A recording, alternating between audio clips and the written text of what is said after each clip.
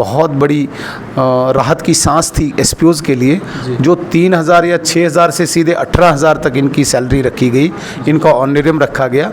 हाँ, इसमें कोई शक नहीं कि अब अरसा फिर बीत गया। भारतीय जनता पार्टी की सरकार ने इनकी ऑनरेरियम को बढ़ाया था और अब उम्मीद है कि और बढ़ाएं।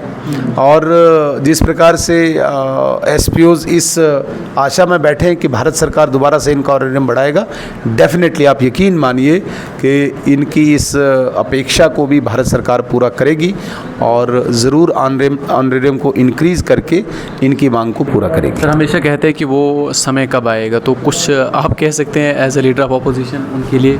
अरे, लीडर ऑफ अपोजिशन के पास कुछ भी नहीं होता है।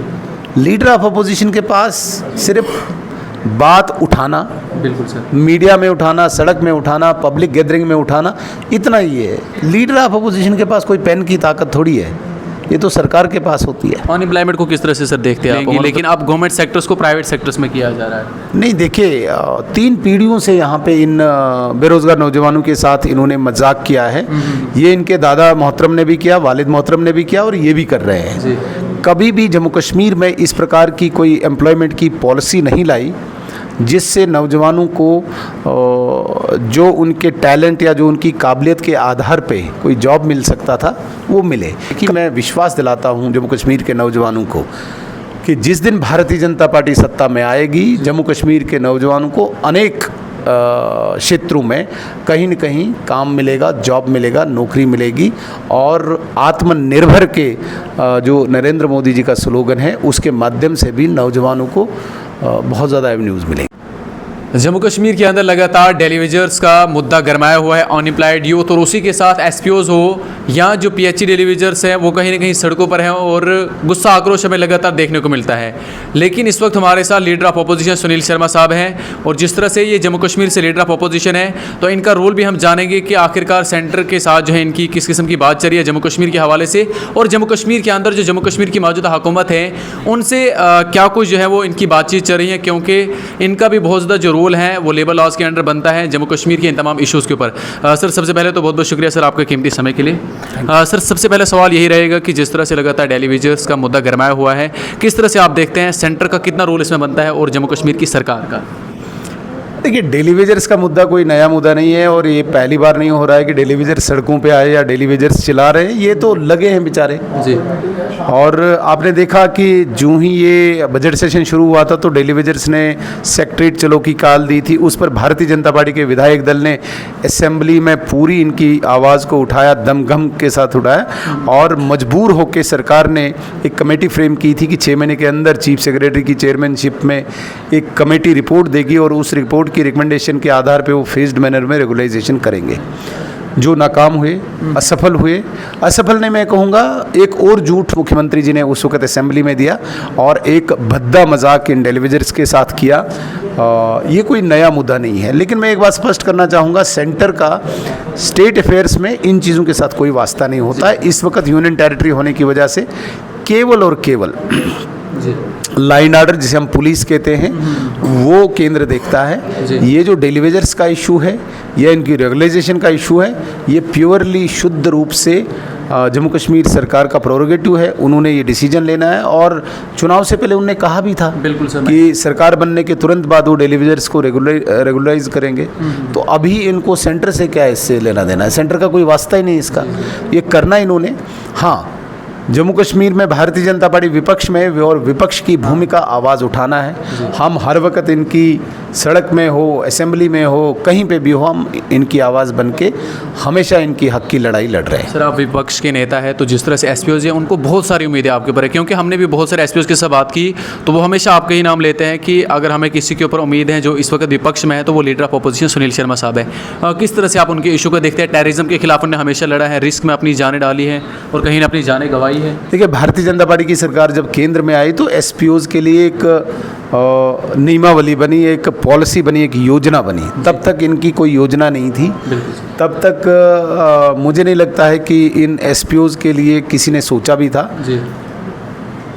गृह मंत्रालय ने इनका जिस प्रकार से वेतन, इनका ऑनरेरियम बढ़ाया, मुझे लगता है कि कहीं न कहीं वो एक बहुत बड़ी राहत की सांस थी एसपीओज़ के लिए, जो 3,000 या 6,000 से सीधे 18,000 तक इनकी सैलरी रखी गई, इनका ऑनरेरियम रखा गया।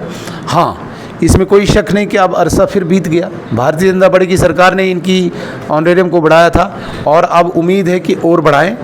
और जिस प्रकार से एसपीओज़ इस आशा में बैठे हैं कि भारत सरकार दोबारा से इनका ऑनरेरियम बढ़ाएगा, डेफिनेटली आप यकीन मानिए कि इनकी इस अपेक्षा को भी भारत सरकार पूरा करेगी और ज़रूर ऑनरेरियम को इंक्रीज़ करके इनकी मांग को पूरा करेगी। सर हमेशा कहते हैं कि वो समय कब आएगा, तो कुछ आप कह सकते हैं as a leader of opposition उनके लिए? अरे लीडर ऑफ अपोजिशन के पास कुछ भी नहीं होता है।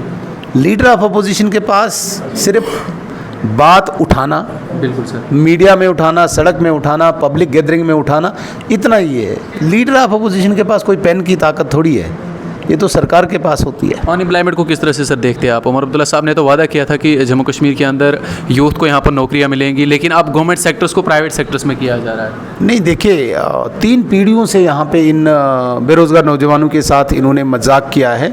ये इनके दादा मोहतरम ने भी किया, वालिद मोहतरम ने भी किया और ये भी कर रहे हैं। कभी भी जम्मू कश्मीर में इस प्रकार की कोई एम्प्लॉयमेंट की पॉलिसी नहीं लाई जिससे नौजवानों को जो उनके टैलेंट या जो उनकी काबिलियत के आधार पे कोई जॉब मिल सकता था वो मिले।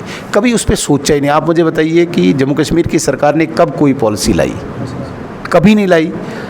इस वक्त जिस प्रकार से यहाँ का नौजवान इंतज़ार कर रहा था कि किसी डिपार्टमेंट में कोई एग्ज़ाम पास करके वो जॉब हासिल करेगा, आज उन जॉब्स के अगेंस्ट भी इन्होंने आउटसोर्स का एक नया मैकेनिज़्म निकाला ताकि वही फेवरेटिज़म और नेपोटिज़म को ये दोबारा से बढ़ावा दे। इनके वर्करों के रिश्तेदार, इनके एमएलएज़ के वर्कर्स और रिश्तेदार उनको बहुत चतुराई से ये अपॉइंट कर रहे हैं, बैकडोर उसे कहेंगे हम, आउटसोर्स के माध्यम से, और कोई भी रिक्रूटमेंट का माध्यम नहीं है।